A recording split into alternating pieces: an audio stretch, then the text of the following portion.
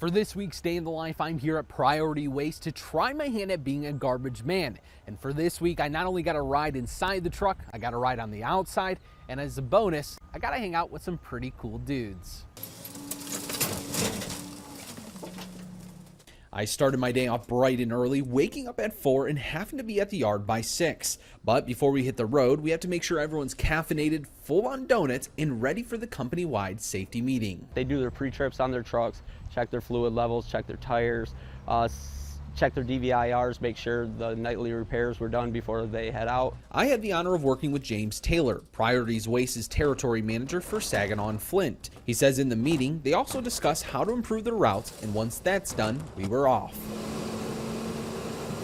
You can have anywhere from 400 to 1,000 stop route. It depends on what area you're in. You can work anywhere from 8 to 12 hours a day, 5 days a week, 6 days a week, depending on what week it is or what's on the ground. So, rain, sleet, snow, sun, it doesn't matter. We're out there every day. For our route, we stayed on the north side of Flint. The work is not only tough on the body, but requires a strong stomach because they're dealing with feces, spoiled food, and to make things worse, when the truck compacts the trash, the liquids inside will spray out. I think the biggest item I've ever thrown away was a 20-foot aluminum fishing boat.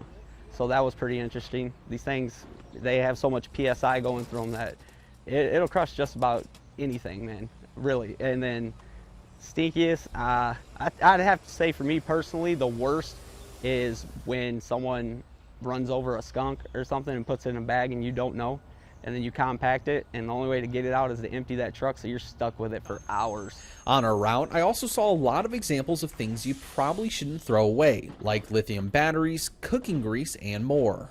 Paint, oil, mainly paint, oil, tires, things that don't decompose. As I learned quickly, you not only got to deal with piles of trash, you also got to deal with distracted drivers. Everybody comes to work to go home to their family. You're here to provide. No one wants to come to work and not make it home that day. We don't want to, me as a manager, I don't want to have to go to one of my employees' spouses or their children and let them know, dad, mom's not coming home today. So just be more aware of your surroundings.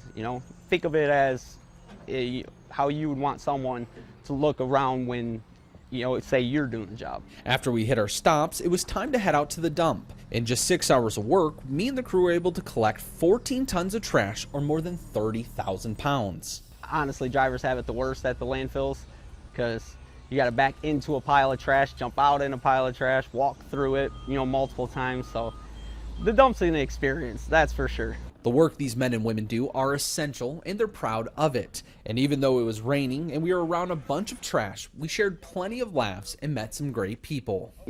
Flint gets a bad rep. Everybody from the outside looks at Flint like it's this big scary place to come. But if you actually come here and you talk with the people like you saw us do, multiple people, most people here are good-hearted, just blue-collar people. Now, after working with the crews for about 6 hours, I gotta say the work is extremely difficult, and the crews aren't even done yet. So the next time you see them out on the streets, make sure to give them enough space, pay attention to them, and of course, be nice. Reporting in Flint, Kyle Macon, Mid-Michigan Now.